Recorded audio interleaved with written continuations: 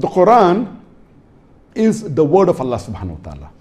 The Quran is verbatim the word of Allah subhanahu wa ta'ala, which was revealed to our beloved Prophet Muhammad sallallahu alaihi wasallam through Archangel Gabriel.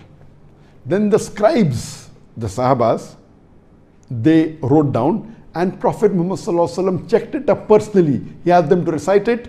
He checked it. If there was a mistake, he corrected it. And Prophet, peace be upon him, used to rehearse it with Archangel Gabriel every Ramadan. And the last Ramadan before he died, he rehearsed it twice. So that means the Quran is 100% the word of Allah subhanahu wa ta'ala. Verbatim, revealed to Prophet Muhammad sallallahu alaihi wasallam.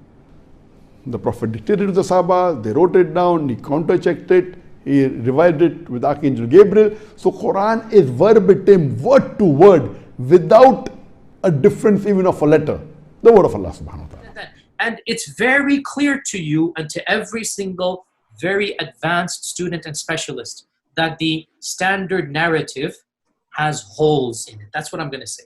The standard narrative does not answer some very pressing questions. I'll ask you one question to try and make this as specific as possible. I think if I were to give you a blank mushaf, yeah, and tell you to write what is munazzal verbatim from Allah into that mushaf with no human interference, would you write something which corresponds? It's not an easy answer. It's not an easy yes or no. It is enough for the Muslim to believe that the I think Quran this should be an easy yes or no, though. Yasir Qadhi. I have to.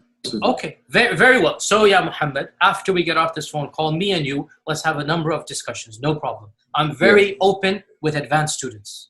But these issues should not... Look, it is Kalamullah, what is going to be written. It is Kalamullah. It is what would you write? You're pushing me. And I'm saying it's not hikmah to... Listen, I have a condition. Like I said, everything I say is going to be factual.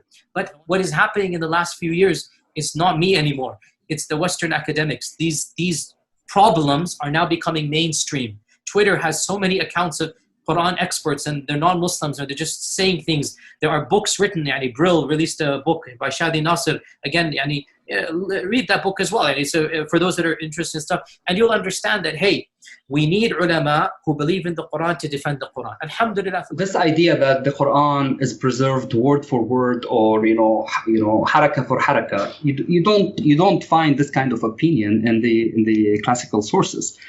And people will always tell you, well, the Quran is preserved, and inna nazzalna dhikra wa inna lahu lahafidhun. It means it is protected. Well, sure, but let us go to these sources and tell us, what does it mean, preservation? So you go to go to any book of exegesis, go to Zamakhshari, go to Tabari, go to Qurtubi, go to any of those tafsir, and then they will never tell you that this verse means that the Quran is preserved word for word, or haraka bar haraka, or harf bar harf. They never say that.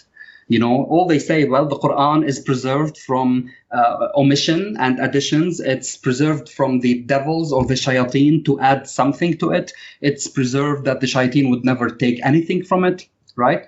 So this whole notion that it is protected, word by word, it's something that is used, for the masses in a sense. And it's not, based on any academic research, not necessarily Western academic. I'm just talking about even academic research by classical Muslim scholars, because they already knew that when you talk about the Quran being preserved word by word, or haraka by haraka, or etc., that we do have many problems and inconsistencies in the tradition regarding those variant readings.